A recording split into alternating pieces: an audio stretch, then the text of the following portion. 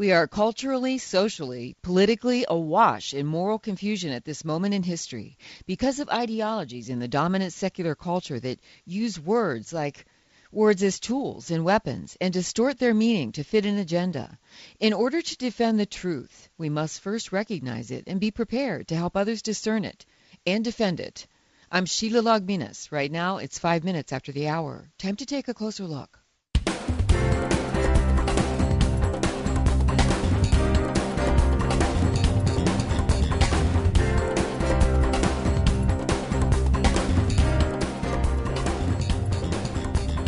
Welcome to the program. Thanks for tuning in. All right, folks, this is where the rubber meets the road. The recent fiasco after Indiana's legislature debated and voted on their state Religious Freedom Restoration Act, when an aggressive campaign of disinformation erupted into a forceful campaign to vilify and shame Indiana as a legislature and as a state, had multiple effects. It resulted in state officials rewriting the language of the law and therefore its protection, putting Christians and religious freedom in more jeopardy than it was before they wrote the law. It gave those in big media, social media, entertainment media, politics, even the big corporate business world, more steam for the engine driving the campaign to undo religious freedom laws, since it worked in Indiana. And it made it more likely now that states will refrain from even introducing their own RFRAs, or Religious Freedom Restoration Acts. How did this happen? How could so many people be so bullied into fearful retreat? Why is this not even turning up in reasoned debates between people or among groups who respectfully disagree, but allow a good hearing to the view they oppose? Especially one side of what should be the debate. Call this closer look challenging the secular culture, especially the considerably powerful part of it that is trying to silence Christians. Joining me to take a look at that is Robert Reilly, former senior advisor for the U.S. Secretary of Defense, former director of the Voice of America, and a man who served in the White House as special assistant to the president. He writes widely on war of ideas issues, and this is one of them, the big one of the day. He writes widely on foreign policy and classical music. His previous book is The Closing of the Muslim Mind, How Intellectual Suicide Created the Modern Islamist Crisis. We'll get back to that on another day's program. Bob's an expert on that as well. His newest book is Making Gay Okay, How Rationalizing Homosexual Behavior is Changing Everything. Bob, welcome back to the program. Thanks for being here. Sheila, wonderful to be with you. Thanks so much. You know, the subtitle of your book, How Rationalizing Homosexual Behavior is Changing Everything. Bob, since your book came out, I believe it was early last year, that rationalizing homosexual behavior changing everything has even become more true. I mean, as far as changing everything. I'm afraid so. It was very predictable, and as a society, we've now moved from the point where the rationalization for homosexual misbehavior has been accepted as normative, in other words, sodomy is a moral act, to the point where that rationalization will now be imposed and enforced legally and by social forces on everyone. So if you speak out about this, you can lose your job, your business, most certainly your social standing. You'll be an outcast. You may be sued. You'll become an embarrassment. So these forms of censorship are already fully in play, which is why you see most people keeping their mouths shut now. They don't want to suffer the consequences. In my mind, Sheila, since you mentioned Indiana, it would have been better if Governor Pence had never done this than that they do it and then backtrack on it. Oh, yeah. Wow. Because now, as you mentioned, it's less likely that other state legislatures will take measures to protect religious freedom. And furthermore, when they so-called tweaked the law after the huge furor over it, I mean, some people in writing called it a circus, and it was. Some people called it an intense and very aggressive campaign, and it was certainly that. But after they then went back, Governor Pence said, well, we're going to go back and certainly right away. He hurried back, and he told his legislature he wanted a revised version of it on his desk within, a couple of days. Well, when they did that, Bob, they tweaked it all right, and it became less. So what it was in law was simply protecting people of who have religious freedom under the Establishment Clause, for one thing, and the Religious Freedom Restoration Act federally. Well, this was the state law that was pretty much a mirror of the federal law that protect religious people from discrimination. And Right. this did the exact opposite. So when they tweaked it, now those people are exposed. What Governor Pence should have done with the outcry from Tim Cook, the CEO of Apple and an avowed homosexual himself, and other corporations and cities should have stood up and said, this is exactly the kind of discrimination against which religious believers need to be protected. Listen to the bullying here. Listen to the discrimination, the threats of economic sanctions and penalties. This is why this protection is necessary. And you're right. By backtracking, it's now harder to protect a person's capacity to defend in court his refusal to take part in the celebration of homosexual practices or the solemnization of a so-called homosexual marriage. Now, undoubtedly, it will be harder. So it's better. It would have been better had he done nothing.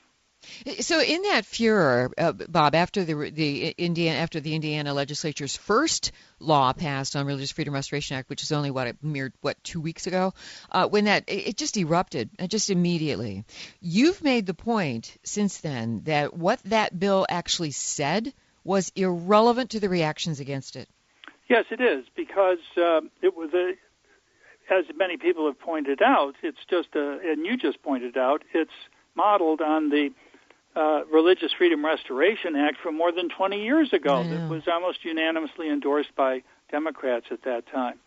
What this is really about, and why I believe the strategy to protect religious freedom already surrenders the central core of what is at issue here. That is the morality or immorality of sodomy and other homosexual practices. If you concede that, or you move away from it, or you're too polite to discuss about it, you are conceding the moral ground of this entire issue. Because if sodomy and other homosexual practices are not profoundly morally disordered, then there's no reason why they couldn't serve as the basis of marriage. So that is the issue, and the reason the response to Indiana was so vitriolic in protecting religious believers, because they know the last redoubt in American society against the rationalization for sodomy are the religions, because it is spoken of clearly in the Catholic Church as a profound moral disorder, by Muslims as the same, and by Orthodox Jews as the same. So those sources of moral truth must be silenced. And what happened in Indiana was a public demonstration of how to silence those people. And the sadly weak response in the statement by the Indiana bishops is an illustration already of what they seem to be unwilling to say in defense of such things. I think it would have been better had the Indiana bishops said nothing than what they did say. I had on my program the other day, Bob, Bishop Thomas Paprocki, Springfield, Illinois. I know that one of our representatives, Peter Breen, went over to Indiana before this was voted on, but when it was about to be voted on, and testified before them on Illinois' RFRA and how good it is, and how strong it is, and how protective it is of religious freedom, but also, Bob, how good it is for business. And he just wanted the legislature to know this is a good bill, this is a good law. And so then Bishop Paprocki of Springfield, Illinois, came on the program, I believe last week, to talk about it, what that backlash was, and the efforts to silence people of religion and faith. And he's been in that battle for a long time now over this issue and redefining marriage in law. And then following him in the very next half of the program was Archbishop William Lori, who is the head of of course, a lot of people know, the USCCB, the Bishops' Religious Freedom Commission. So we have him out there. We have Archbishop Corleone. But I know this is the time. This is when I say rubber meets the road. This is the time for all voices, Catholic, Christian, as you say, Bob, the Judeo-Christian ethic, Jewish, Muslim. There should be unified voices across this country, not only not being cowed into silence, but being unified and speaking up. I call it clarity with charity. Speak truth. charitably, that culture of encounter, Pope Francis calls us to do, encounter. Don't retreat, and yet people are retreating. No, I think the essential weapon in this struggle is the truth and the necessity of saying it despite the penalties one will have to pay for doing that. But only the truth can set us free on this one. Again, I need to emphasize as strongly as I can that the retreat to the position of we must defend religious freedom concedes the central issue at hand, which is whether this country ought to allow marriage based upon sodomy. Well, this is what this is about. Can marriage be reconfigured and distorted away from the union of a man and a woman in a unitive and generative way to acts that are unfit for either of those things, and to call marriage the same thing? This, as you know, Sheila, has never happened in history, even in eras such as ancient Greece, when parts of the upper class were tolerant of homosexual behavior until people at least became old enough to marry and they were expected to start families. They would have laughed their sides off with Aristophanes if anyone suggested to make homosexual acts the basis of marriage.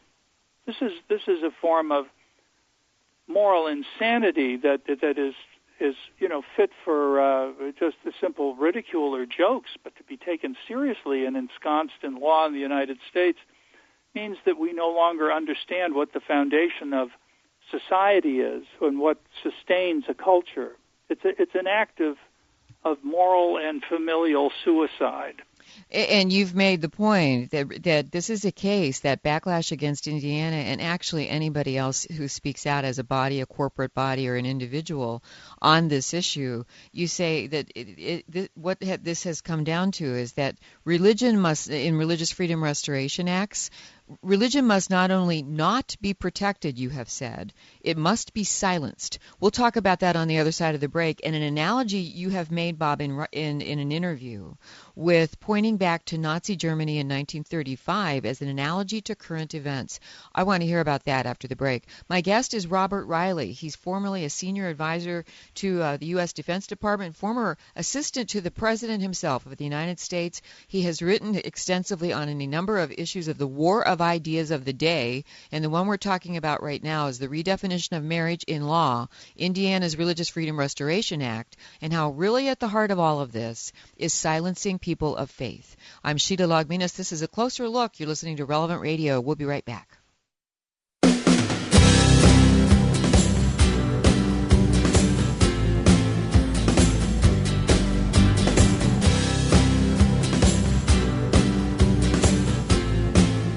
Welcome back to A Closer Look. I'm Sheila Liaugminas. So glad you're there. We're taking a closer look today at these RFRAs, Religious Freedom Restoration Acts in the states, and how many more states will even try what Indiana passed and then took the heat of wrath from people who didn't even know what was in that law to begin with. They just simply reacted to what was being said about it and reacted to the reaction, which then fired a chain reaction all the more in social media, in entertainment media, very much that. I mean, the Final Four was taking place in Indianapolis, and they got involved.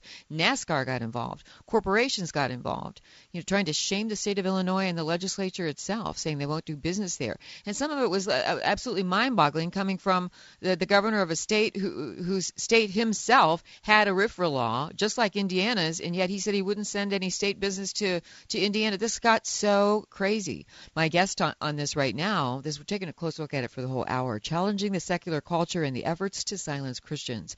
Joining me in this first half hour has been Robert Reilly, former senior advisor for the U.S. Secretary of Defense, former director of the Voice of America. He understands communication, folks, and a man who served in the White House as a special assistant to the president. He writes freely on war of ideas issues like this and foreign policy. I'll get Bob back on the issues of Islam because he writes about that so well as also. But right now he's written this past year a book called Making Gay Okay. And the subtitle of it is How Rationalizing Homosexual Behavior is Changing Everything. And Bob, in that book, I know in interviews you've done, you fully resource things, document things. You've got research in there. I mean, this is not an opinion piece. This is just trying to clarify what's at stake in this effort that's going full force ahead to redefine marriage in law in America. One of the things you said, I referred to right before the break in an interview, is you said, I sometimes point to Nazi Germany in 1935 as an analogy to current events we have going on today. Talk about that. Yeah, I think it's a very useful analogy because Nazi Germany was involved in a flight from reality that was total. And they rationalized a race theory of history to dehumanize Jews, Slavs, Gypsies, and other undesirables. It's a perfect illustration of how powerful rationalizations are when they can lead to genocide and mass murder. Now, I would suggest to you the parallel is closer to 1935, when Germany passed the Nuremberg laws, which stripped Jews of their citizenship and made it illegal for Jews to marry non-Jews. Now, at that point in Germany, as the Nazi Party was consolidating its power, there were probably very many fine people, Lutherans, Catholics, who did not agree with the race theory of history and knew that it was morally wrong. But now it had become state law.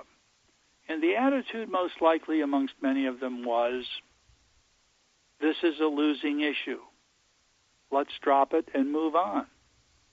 Which is the same kind of refrain we hear in the United States about an equally profound distortion of reality in this homosexual marriage issue.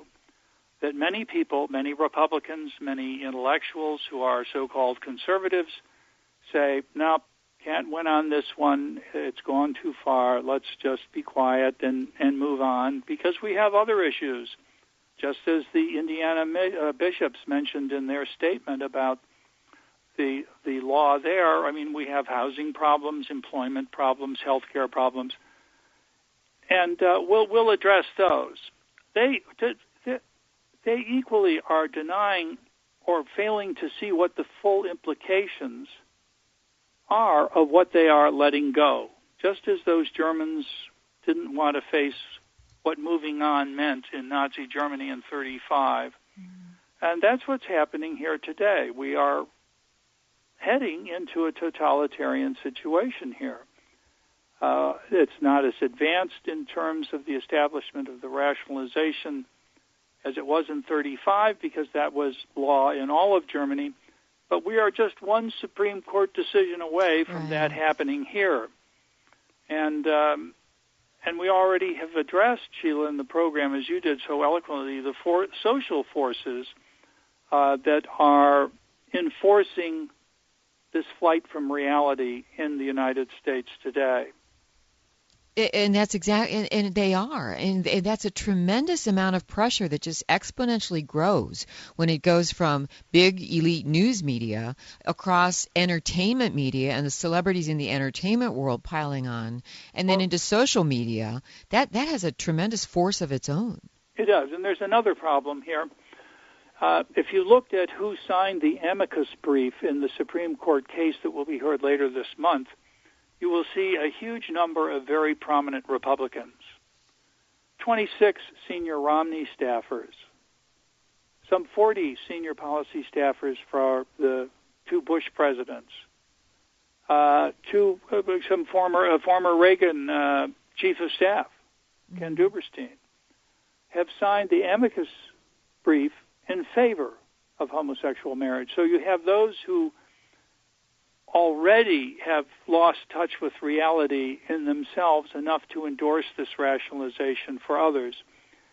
The number two problem that we just witnessed in Mike Pence, who, he was a significant conservative leader, even some people were talking about him for president, is that when you come under fire, Republicans suffer from a sense of moral illegitimacy. When they're put on the spot to defend their opposition to homosexual marriage, they have no way to explain it. And since they don't want to be embarrassed, they simply shut up. And I don't mean a religious explanation, saying I'm a Catholic and, please let me practice my faith privately. It's they have no background in moral philosophy or ethics because they're the products of law schools and other schools that remove from the mind any notion of natural law, the laws of nature and nature's God, which is the fundamental point from which homosexual marriage should be opposed. And they have been inculcated with cultural and moral relativism like everybody else, even though their instincts remain sound, which is why they're opposing homosexual marriage. They don't have the intellectual background in which to articulate their defense of marriage, and that's a profound problem, and we've seen them out. I saw this, Sheila, in the several Republican administrations in which I worked. Yes. When I was going to ask you that. They would back off when they were attacked by the Washington Post or by a senator because they didn't know what to do.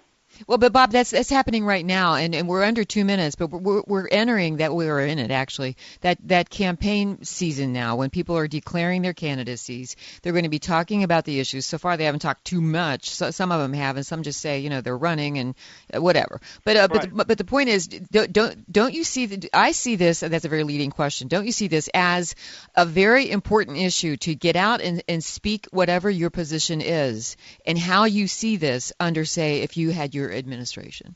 Don't they have to address this clearly? Well, I think they should, but we will see Republicans caving one after another because they just watched the public beating that Governor Pence took, and the public beatings are given to teach people precisely that lesson, to keep your mouth shut. Or they think this is, as I said, losing issue, we have to move on. But for anyone who wants the arguments that can be made in the public square, not based on religion, that's what I tried to put in my book, Making Gay Okay. In the article that I put on my show page today, folks, has a link directly to that, so you can click on that. And Bob did, just like the book What is Marriage by Robert George Shreve Girgis and Ryan T. Anderson. Bob wrote the book on this, Making Gay Okay, and how this is an agenda that's driving just about everything in our culture today. Bob, we're out of time for now, but I'll have you back soon and talk about some more things you are an expert on Islam. I want to get into that one and what's happening in the Middle East. But thank you for coming in on this very important issue. There's an awful lot more on this. We're going to hear plenty more when the Supreme Court rules. So thanks so much. Thank you. God bless you. Thank you. I'll be back, folks. Latin is a beautiful language. In 2 words we pray every day during the Hail Mary, our Mater Dei, or Mother of God. That's right, Drew. Mater Dei, or Mother of God, is also the name of a pilgrimage company dedicated to the Immaculate Heart of Mary. We will faithfully provide you with a true Catholic pilgrimage to virtually any of the Vatican-approved pilgrimage sites around the world. So whether you are a past pilgrim or considering becoming one, we encourage you to enrich your life with travel that is relevant. Your travels will never be the same. Call 1-800-515-2632 or visit motherofgodtours.com. Never been on a pilgrimage? Perhaps you should pray about this. Then visit motherofgodtours.com or call 800-515-2632. Discover for yourself why pilgrims return again and again to Mater Dei Tours. Bring your soul closer to God on a Mater Dei Tour. Today is the feast of a pope who died in the year 655 and who is the last pope to be honored as a martyr. Do you know his name? Hello, I'm Father James Kubicki, and the saint we honor today is Pope Martin I, who shortly after he became pope called for a meeting of bishops that condemned a heresy that was especially popular in the eastern part of the church, where the emperor lived. This displeased the emperor, who arrested Pope Martin, had him brought to Constantinople, stripped him of his episcopal robes, and had him flogged. He intended to kill him, but the Patriarch of Constantinople intervened on his behalf, and Pope Martin was instead sent into exile to Crimea. A year or so before his death, he wrote the following in a letter: "I have not been allowed to wash, even in cold water, for 47 days. I am wasted away and frozen through, and have had no respite from dysentery. The food that is given me makes me feel sick. I hope that God, who knows all things, will bring my persecutors to repentance after he will have taken me out of this world. As to this wretched body, God will have care of it. He is at hand. Why should I trouble myself? Though he wasn't killed outright, Pope Martin suffered terribly from his mistreatment, and he died as a result. But notice, he suffered and died as Jesus did, praying for the conversion of those who killed him. When Jesus said, "Love your enemies," he didn't say we had to like them. Loving them means praying for them, and even offering up to God the sufferings they cause us for the intention of their conversion, so that they may find heaven, as we hope to do as well. For more prayer resources, go to relevantradio.com, keyword pray. Giving voice to our shepherds. Relevant Radio. Timothy Cardinal Dolan. We all know that on occasion there are setbacks and adversity. We need to hear Jesus say, "Do not let your hearts be afraid. Come to me, all you who are weary and find life burdensome, and I will refresh you." One of the ways that Jesus keeps that promise to give us rest in our worry and weariness is by giving us his Mother Mary.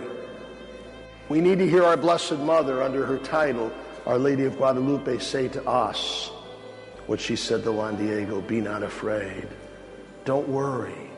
You're here with me. You're in the crossing of my hands. You're in the fold of my mantle."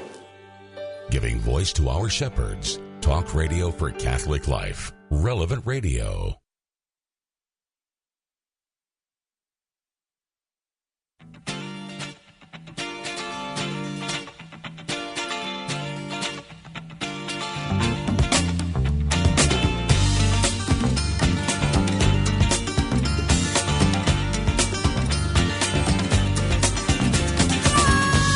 Back to A Closer Look. I'm Sheila Liaugminas. If you just tuned in, welcome to the program. I'm so glad you're there. You can hear the entire program after it's over today at the top of the hour in the podcast on the Relevant Radio app, which surely you must have. It's an excellent app. You can hear everything live and in podcast version of any program you missed. And also on the Relevant Radio archives. So go to the show page on relevantradio.com and listen in the archives to what you missed in the first half, and that was Robert Reilly, and we're talking about challenging the secular culture, standing up to the dominant forces in the secular culture of it's like a secular orthodoxy. Professor Robert George has put it in the past, a secular orthodoxy that has set itself up against traditional orthodoxies. This is a Judeo-Christian nation founded on those principles and written into the founding documents of this country, including the Establishment Clause, which includes the Free Exercise Clause, and that's at stake in the Religious Freedom Restoration Acts we've been haggling over in this country for especially the past few weeks, ever since Indiana issued theirs, and then went back and rewrote it. I almost said had to. They didn't have to, but Governor Mike Pence said they must, because there was so much pressure unleashed on them, such a vicious campaign, really, against the state of Indiana and the legislature there for having done that what they rewrote no longer really protected religious freedom. And as my first guest, Robert Reilly, said, it probably would have been better had Governor Mike Pence and the legislature in Indiana not even done that law at all. And it probably would have been better off for people of religion. And another offshoot of this effect, the side effect of this, Robert Reilly predicts, and others predict, I've seen it in many places written, that this whole thing, this fiasco after Indiana's RFRA and the reaction to it, is likely going to wind up causing other states to shy away from even introducing their own state RFRA, Religious Freedom Restoration Act, and not even wanting to go down that path. And so here we are. What do we do? How did we get to this point? How did this happen? How could so many people be so bullied into fearful retreat? I asked in the first half of the program, and Bob Reilly addressed that. And why are we not even turning up reasoned debates among people who disagree, but charitably so? That's not happening. How do we engage the culture as we must? Rubber meets the road. It is time to speak. Joining me now to continue this conversation is Dr. Stephen Kranson, Chair of the Department of Humanities and Catholic Social Thought and Political Science Professor of Political Science and Legal Studies at the Franciscan University of Steubenville.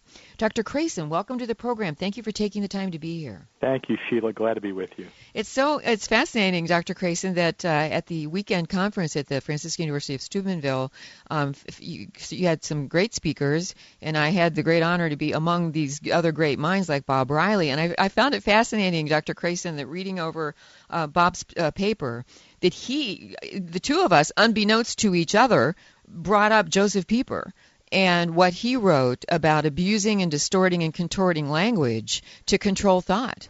Right. So let's talk about that, because that's precisely what's happening here. Well, that's been going on for quite a long time. And in my paper at the conference, I gave a short quotation from Rita Marker. I'm sure you know who she is. Oh, yes. Patients' Rights Council, one of the founders of our Human Life Studies program at Franciscan, and she said, "Verbal engineering precedes social engineering," and that's always stayed with me. And that's what you've seen a lot happening of in recent decades in the United States, and certainly a lot on this issue of the homosexualist movement attacking religious liberty. And that's it. I mean, what Bob said, Dr. Kranson, and we need to continue on addressing right now, is that this is a massive effort and a very aggressive one to not only, as he said, not protect religion, but to drive it out of the public square altogether, to end any religious freedom in this country. Well, I think the assault is very intense, and I think intensifying. And I think if the Supreme Court decides in June that somehow there's an equal protection or privacy right to something called same-sex, quote-unquote, marriage, we're going to see an even more relentless assault on religious liberty on different levels, I think. I think there's going to be a push probably at that point, if that's the case. There'll probably be an assault against the church, and I think the assault will be along the lines of trying to remove tax exemptions from religious bodies such as the Catholic Church that will not carry out same-sex so-called marriage. I think it'll be one of the things that will be attempted. There'll be other things, and but I've, as I said in my paper at the conference, and I think some other people said there, I think Christians and other believers have to go on the offensive. And what's so striking about the response of Mike Pence and some of these other top Republican politicians is they simply melt away when there's a little bit of pressure. That's exactly what we don't need now. This is not a time for politics as usual. This is a time where there are civilizational level issues at stake. These people don't seem to perceive it, or they can't get beyond the politics of the moment. We have to go on the offensive, and that's going to be the way to counter, I think, this assault upon religious liberty and the other things that we're under assault about. Dr. Kranson, you are so spot on what you just said. So therefore, what does that mean? Well, for one thing, and I'll come back to your paper in a moment, but you've also written on your own blog an article, a post, The Indiana Aftermath and a Christian Call to Action. Right. What is that Christian call to action? Because you open it saying the controversy about the Indiana Religious Liberty Statute is a textbook example of the increasing timidity of leading Republican politicians in the face of the homosexual movement. Bob Reilly brought that up. I mean, he said, because he was in the White House, he was assistant to the president, he said those, who he used to work among and those in that party are now just cowing. And he named how many in, say, the Romney camp and this camp and that camp in the Republican Party are falling away due to timidity over the issue because they've been bullied into fear. Well, I think just average citizens have to begin to organize more, particularly Christians, since we're under so much assault with this. We have to organize more. I think the average layman in the street, in the parishes and the churches has to stand up. We have to organize better. We have to coordinate efforts better. Some of the things I think we have to be doing are, putting the pressure on the politicians, calling them on these things, making it very clear we're not satisfied with this kind of behavior. The companies that have easily melted away when the homosexualists have challenged them, firing people from corporate positions and so forth because they dissent in some small way from the homosexualist agenda. I think the average citizen should make it very clear, maybe in a concerted fashion if possible, that we're not going to do business with you anymore until you back off. That we have more numbers on our side than the small group of homosexualist, well-placed activists out there. I think in terms of legal action, I think we have to see continued efforts on the part of organizations like the ADF and so forth, Beckett Fund and so on, to defend religious liberty. But another thing I think has to be done to go on the offensive. I think with some of these homosexualist organizations who are making these, flimsy complaints against Christians before local and state human relations and human rights councils and so on, I think we have to begin to find lawyers out there and form some legal organizations that will go on the offensive and sue them under different kind of tort actions, such as abuse of process.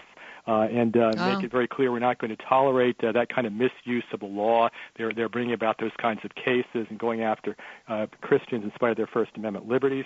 I think also another thing that's got to be done, we have to think about increasingly taking this kind of battle into the streets with perfectly legal protests, perfectly legal marches and rallies and so forth.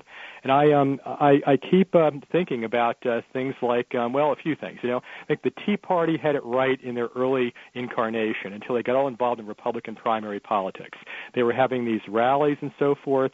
I think that was a very positive thing. It had an effect, and I think if they would have continued, it would continue to have an effect. They seem to back off on that, just getting involved in Republican primary politics, where the results have been very mixed for them. But I also think, we can learn some lessons from what's going on recently and back in the 80s in France. Recently, of course, you had 1 million people went into the streets in Paris to oppose same-sex so-called marriage. Twice, didn't they, Dr. Kranson? Twice they did that. Yes. And, two separate rallies. And I think back in the 1980s when Cardinal Lustiger was Archbishop of Paris, the French government was making a play to try to put more clamps on the religious schools in the country. And Lustiger asked Catholics to come to the streets. 1 million people went to the streets, and people didn't think that the church had that in them anymore in Paris or in France. And, they came to the streets, and not only did the education minister back off, I think he resigned. The government backed off entirely from the plan. This is what needs to be done to a greater degree. I mean, I think the rhetoric has to be well chosen here and well pursued. Not only should we spell out the realities about homosexuality, homosexual practice, and so on, but I think particularly right now we have to target the homosexualist movement in our opposition, in our verbal opposition, and point out what they're really about here, which is they have a totalitarian kind of a mentality that they're trying to force upon the country in many respects. They're trying to control sweepingly, and we should call them out for that very vividly. I think this is the kind of thing which people will respond to. When you look at any moves toward a tyrannical kind of effort like that, I think call them out on that. I think people will begin to respond to this. Point out what they're doing. This is what we have to be doing now, I think, rhetorically. In fact, speaking rhetorically, we have a couple of emails in the inbox from listeners, Dr. Kranson, that have just come in. One of them just came in saying that he saw in several newspaper articles, and probably not the mainstream media that's piling on Indiana and other states against religion, but he saw in some articles that this thing was referred to as the Religious Objection Act, and once it was tweaked and redone, it no longer protected religious freedom. And so I think that might be what he means. It's a play on words. Another listener wrote in, and here's his thoughts, and I want your thoughts to reply to him. He says this battle's lost. Now, a lot of people feel it is, but stay with him for a minute, because he goes, the battle's lost. How long will we waste time fighting a battle that was lost years ago? He said gay marriage will be allowed by the Supreme Court. Well, we'll see. Many people predict that, Dr. Kranson, as you know. Too many states have passed it. But here's what he goes on to say. We need to start a new fight we can win. We need to define sacred or Catholic marriage. We need to understand what he means as sacramental marriage. We need to understand there is, he believes there's a place for civil unions which is not sacred. That's different. But spend our energy strengthening marriage and families. We need to lead by example. This is the year in which the bishops are looking at the Synod on the Family, the World Meeting of Families. That part of it is right, but it is of a piece, I believe, with what you said also, is getting the rank and file grassroots out there to rally. Could you imagine? So what would that take, Dr. Kranson? Well, let's see. Well, first of all, I would agree that good example is always necessary. In my paper at the conference, I pointed out about a response on different levels, and the response on that kind of level was one thing I'd also written about in my book, The Transformation of the American Democratic Republic, and how to recover our principles. And things have to happen, of course, at the individual and the family level a lot. People being as good of spouses as they can be. Be very concerned about the rearing of their children and so forth, the proper education education. If the institutional schools won't do it, then they have to supplement, or they do homeschooling or something. They have to be very assertive on that level. But I think also on this other level, which I was talking about there, the response to these attacks on religious liberty, becoming increasingly assertive out there with public officials, protests in the streets, and so forth. I'm not convinced about. I'm not willing to go along and say that this battle or that battle is lost. These things become a self-fulfilling prophecy very quickly, and one of the problems is that you have to get the right mindset about all this thing. You can't say that you can kind of concede to the adversaries of sound culture. You can't concede to them that somehow history is on their side. I think a lot of them kind of believe this in some strange way. Who said this? Who said history is on their side? Who said that there can't be cultural renewal? I take my reference point from scholars like Russell Kirk, for example. Russell Kirk. Cultural renewal was something that he emphasized quite a bit. If you go up to Kirk's old homestead in Mecosta, Michigan, the Center for Cultural Renewal, the Kirk Center for Cultural Renewal is up there. I think that's the attitude we have to take. It becomes we sort of defeat ourselves from the beginning. I think that's the problem with some of these people in politics. They think, well, let's kind of move on to the next thing. Well, right. These things, the thing you think you're moving away from is the thing which will come back to haunt you, and it will affect many other things. And things can be reversed if there's a strong enough effort.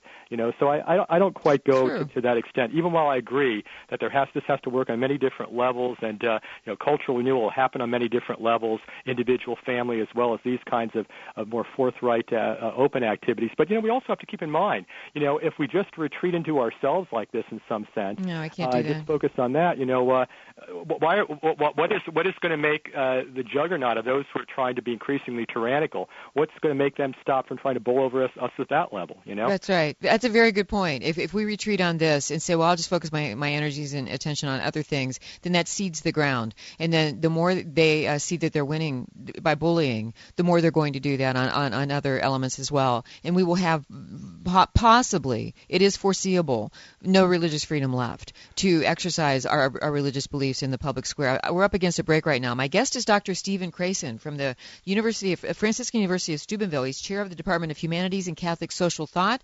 And we're talking about the conference over the weekend, challenging the secular culture, but in a larger sense, not only what was said in Dr. Kranson's paper he presented and others, but that very topic, challenging the secular culture that's trying to silence Christians. It's time to speak. It's a call to action for Christians right now. And Dr. Kranson is my guest, and he'll be with me after the break. So don't you go away.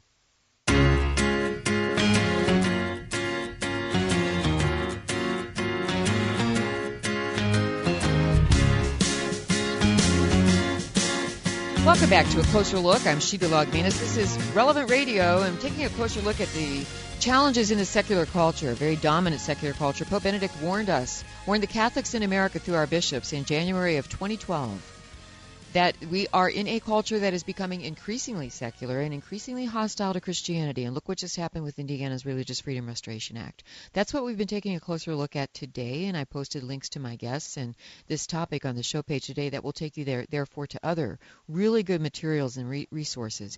Be informed on this, because people who want to shut us down have conversation stoppers that all too often stop the conversation, because we don't have as 1 Peter chapter 3 says, be prepared to make a defense make an explanation for what you believe, for the hope that lies in you. Are we prepared to make that defense? Are we prepared to engage a debate charitably, clarity with charity of what we believe and why?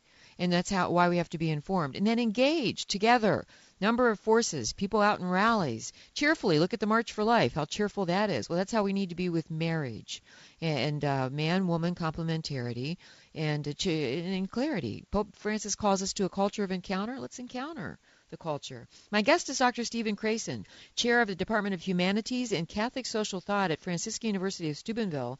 He teaches courses there in a number of fields in political science, American politics and government, political philosophy. international politics, jurisprudence, and legal studies area. That's why he's so good on these issues and these principles that are in our founding documents. On that note, Dr. Kranson, I'm going to get back to your paper because it's a crisis of reason is what you call it, and you're spot on there. But about Bob Reilly and I talked about this in the first half, at the end of that half hour when he was here, with the political season we're in now, running for president, many candidates, they really are, on the one hand, many people are retreating from this issue as one they just don't want to touch, but on the other hand, they really must address this issue. This has to be in the political debate going into the next election, don't you think? Well, I think that's one of the things that Catholics and other serious believers should be looking at in judging these candidates. Are they dropping these critical questions, these critical cultural questions, basic moral questions? Are they running away from them? Or are they going to engage them? And one of the other things I say in the paper, of course, that is really much involved with this is evaluating presidential candidates very well because executive power can be very important here. We're seeing on the political realm here, we're seeing the Obama administration, we're seeing President Obama who has, I think, misused executive power. But I argue in the paper that it could be a strong exertion of executive power in the opposite way, which may be crucial here to recovering some of our increasingly lost liberties, dwindling liberties, and trying to restore founding principles. For example, we need a kind of a boldness. We're in a time here which requires a kind of a boldness. If the Supreme Court makes this decision, saying that same-sex so-called marriage is somehow an equal protection right or a privacy right, completely against our constitutional tradition. Our founding fathers couldn't have envisioned such a thing. Well, what should be the response of a solid executive? Well, a solid executive, frankly, would say, you can't violate the Constitution that way just because you're the Supreme Court. And if states don't want to go along, I will not enforce your decision. Then we're at the point where this has to be done, I think. And there's precedent for it in American history. I've written about this elsewhere. This strong exertion of executive power to protect our liberties. This is maybe something we have to be looking at increasingly now. So I think when we evaluate these candidates, who's most likely to be able to, do something other than the usual political stuff and take a very strong stance? Who is going to be the one who is going to stand up to the court when they try to act utterly unconstitutionally? Who's going to be the one who's simply going to reverse all these damaging executive orders of Obama? Who is going to be the one who's going to get control over the federal bureaucracy? And we've become an increasingly centralized administrative state. Not the Democratic Republic as I've written that the founding fathers established. Who is going to get us back on the right track? These are the big things. This is the time probably when there needs to be the exertion of executive power in a very strong, substantial way, to restore the American constitutional tradition and our liberties. So this is something I think people should be thinking about very carefully as they evaluate these candidates. I don't know if you're going to get the great figure that I've written about. You're probably not going to get the American Cincinnatus here, but you may get. You have to evaluate who's going to be most likely to use executive power in a way which will once again move toward restoring our traditions and protecting us. Somebody who's going to be a great leader. Somebody who's going to be a person of virtue and integrity and honor. Exactly. So you know what? It occurs to me, Dr. Kranson, that to be elected the first time around, President Obama said what at that time was what he felt that was the right thing to say, was that I believe marriage is between a man and a woman, and that's what he said before he was elected. And it was after winning. Was it after winning the second election? Anyway, it was when he was in office, and clearly had the numbers behind him. That's when he so-called evolved, and then changed to go with the flow of the very powerful gay lobby, to move in that direction, to say that he believes in same-sex marriage. Similarly, this next time around, one would think candidates are political animals, and they tend to say what will get them elected. Now, that's not to say they're all going to, just be hypocritical, but they're going to say they know how powerful this is. Therefore, this really must be an issue that we do hold their feet to the fire on and ask, questions. Yeah, I've written in one of my columns that I do in Crisis Magazine and so forth that these are not times for politics as usual. Right. I'm well aware of what politics tends to be like. I've been teaching it for 30 years, but this isn't the time for that. I wrote one column about what kind of candidates we need now to defend things like the family and so forth, the kind of things they need to do. It's kind of a combination. The real solid, presidential candidates, or candidates generally, I think, are ones who have to combine very effectively now. I think they have to get the rhetoric right. They have to be entirely virtuous, and they have to be entirely good individuals. They have to be they have to recover the lost educative function of politics, and they have to know how to be appropriately confrontational, but charitable as they're doing it, Right. But so I think they have to confront the opposition, the adversaries, very directly, but charitably, but in an educative fashion. The public is calling. There's a great need for this. It's a long-lost educative function of politics. It seems like it's been scrapped a long time ago. It needs to be recovered.